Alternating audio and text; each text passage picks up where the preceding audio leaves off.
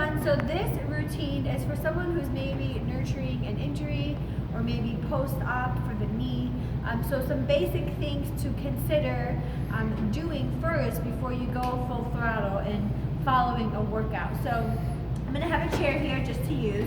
So one of the things you want to think about are the ranges of the knee, right? It can straighten, it can bend, it helps us to sit and stand, move forward and move side to side. So one of the things using a chair, when we sit down, essentially we're doing a squat, right? So have a chair that does not have wheels, and then stand up, pushing up from your heels, squeezing your butt, tightening your abs, and coming back down. Now, if you feel like you need to sit down all the way, that's fine.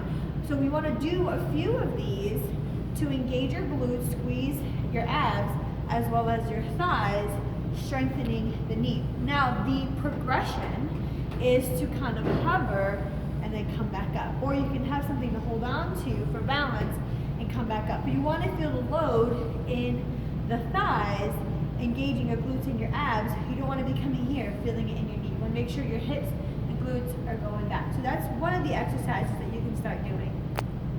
Now the next one that you can do, especially if there's tightness in the knee after surgery, is making sure that you have full range, right? So stretching. So one of the exercises using the chair is you can slide your foot back and then get your foot back as far as you can. So we want to make sure you have full flexion or optimizing your flexion, keeping that knee bent.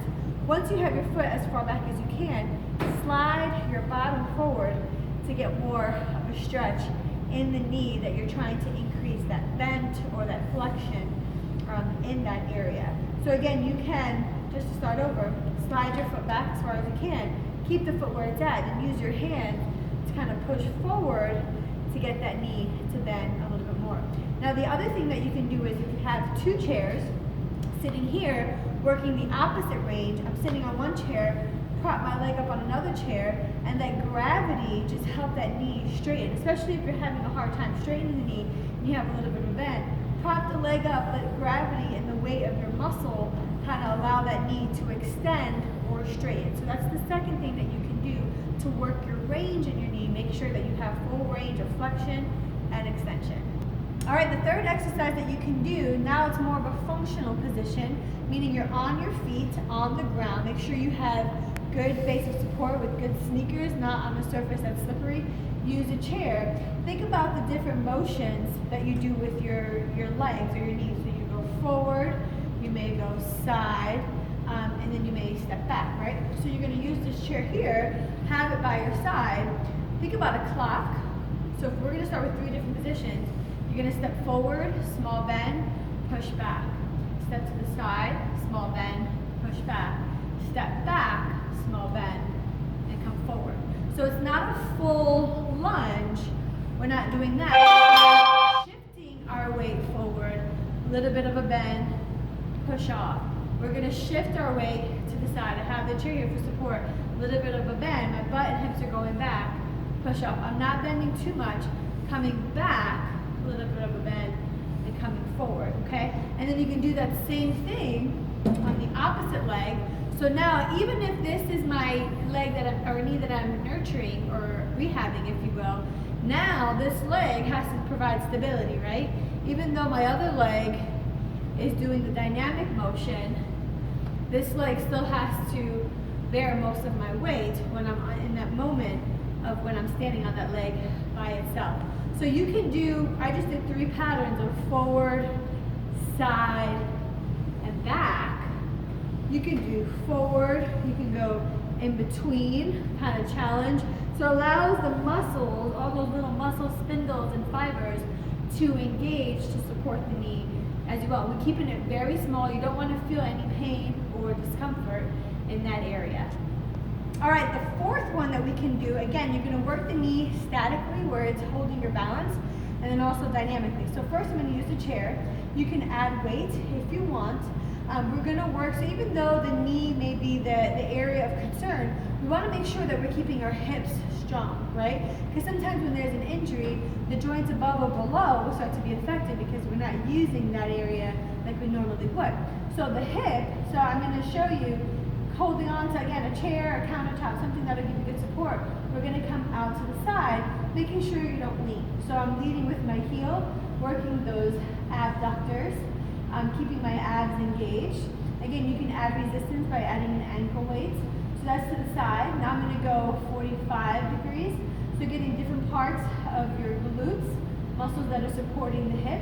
And then I'm going to just go straight back. So when I go straight back, it's a smaller motion. I'm getting right underneath the glute. Now the last one, my knee is bent, and I'm going to kick back. Okay? So I'm taking the hamstring out.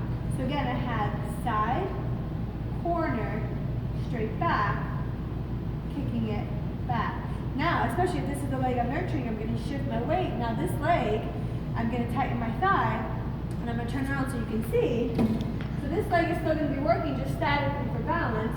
Use the chair. Only give as much pressure as you need. So again, side, corner, back, and then donkey kick back to work that hip.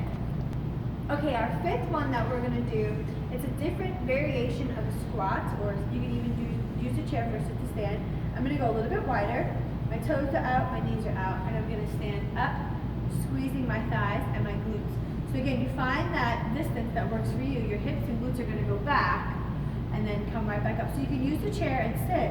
The reason why I like the sumo squats, yeah, you're going to get your quads, but it's a great exercise to get your outer thigh, inner thigh, and your glutes a little bit differently, okay?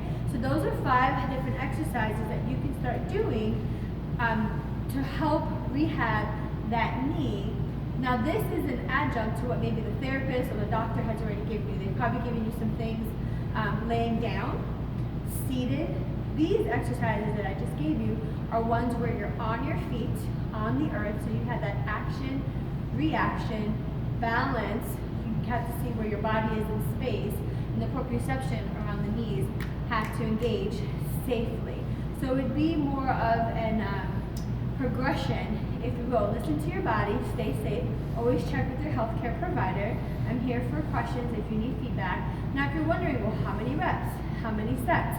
Honestly, I would err on the side of caution with each one that I showed you, whether the sit to stand, the clock, the single leg hip area, and the sumo squat. I would err on the side of caution and do 8 reps of each.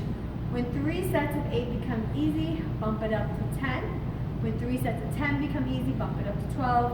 When that becomes easy, bump it up to 15. And then you can decide whether you want to start adding some weight, adding some ankle weights, seeing how your body's feeling. But also remember, recovery is part of your program, so making sure to still use ice if you're using ice before going to bed. So, there's going to be some soreness, the muscles are now engaging, drinking plenty of water, and stretching as well. Thanks so much, and let me know if you have any questions.